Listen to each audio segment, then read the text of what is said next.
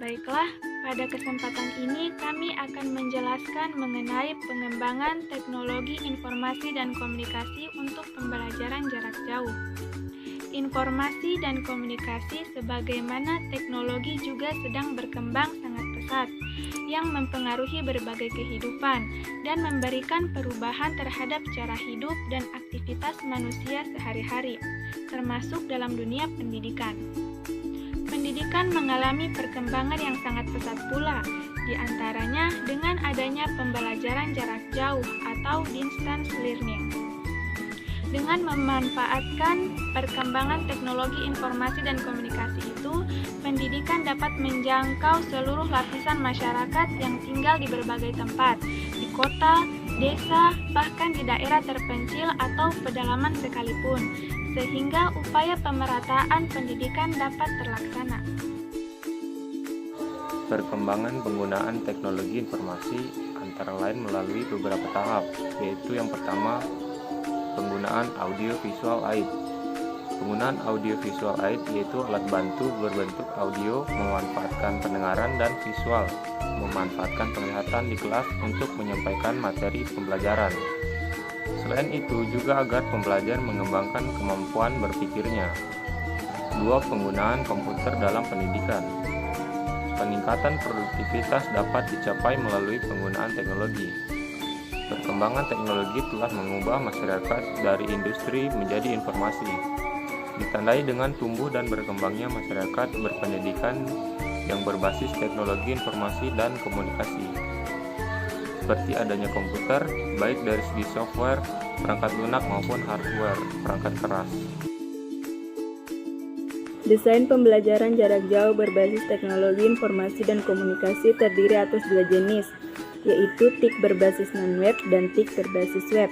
Adapun TIK non-web adalah pengembangan sumber belajar secara konvensional tradisional dengan menggunakan PowerPoint, audio, dan video sebagai bahan pembelajaran. TIK berbasis web adalah pengembangan sumber belajar dengan memanfaatkan weblog, YouTube, email, Facebook, dan HP sebagai media pembelajaran. Bagian A adalah model pembuatan PowerPoint.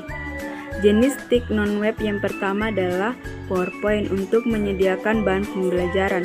PowerPoint adalah paket grafis presentasi lengkap untuk mengelola kata, membuat uraian, menyeleksi gambar dan tabel, mengelola warna, transisi, animasi, slideshow yang dipadu dengan audio dan video yang dirancang untuk memudahkan peserta didik dalam belajar. B. Pengembangan audio. Penggunaan audio dalam pembelajaran sangat penting untuk menjangkau dan memenuhi kebutuhan peserta didik yang bergaya belajar auditori. Pengembang dapat mengikuti langkah-langkah pengembangan seperti 1.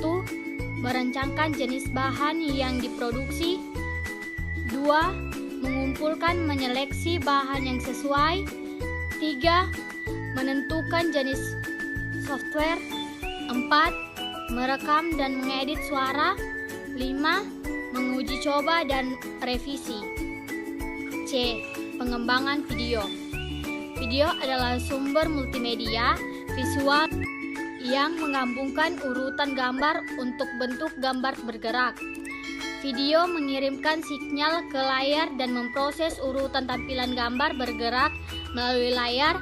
Video biasanya memiliki komponen audio yang sesuai dengan gambar-gambar yang ditampilkan di layar. Untuk pengembangan video, beberapa langkah yang dapat dilakukan adalah 1. Analisis kebutuhan. 2. Menyusun skenario. 3. Mengambil gambar. 4. Mengedit gambar. 5. Evaluasi. Dan 6. Publikasi. Hal ini memperlihatkan bahwa dalam memproduksi video dapat dilakukan dengan 6 langkah yang saling berhubungan. Setiap langkah yang dipengaruhi oleh langkah sebelumnya dalam mengembangkan suatu kesatuan yang utuh. D. Pengembangan weblog. Desain pembelajaran jarak jauh berbasis teknologi informasi dan komunikasi dikembangkan berdasarkan analisis kebutuhan kebutuhan yang mencangkup analisis tentang kondisi aktual dan kondisi ideal. Berdasarkan hasil analisis tersebut, tergambar bahwa sarana pendukung untuk mendesain pembelajaran online telah tersedia seperti ketersediaan fasilitas pendi, HP, warnet, modem, komputer atau laptop, dan telepon.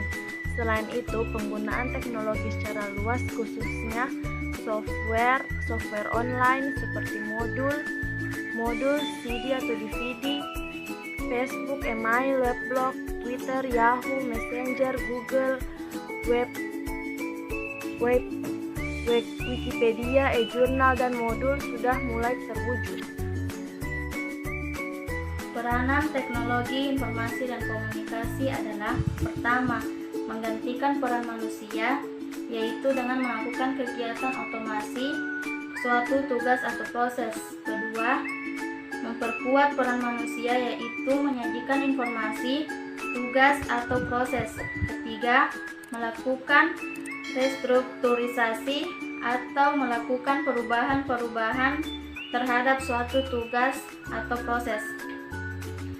Perkembangan dunia yang semakin mengglobal dipengaruhi oleh perkembangan teknologi informasi dan komunikasi. Globalisasi menjadikan dunia semakin penuh dengan kompetisi dan networking. Maka penguasaan teknologi informasi dan komunikasi menjadi faktor penting agar mampu bertahan dan bersaing. Untuk itu, perlu dilakukan cara agar dapat secara efektif mempercepat pendayagunaan teknologi informasi dan komunikasi yang potensinya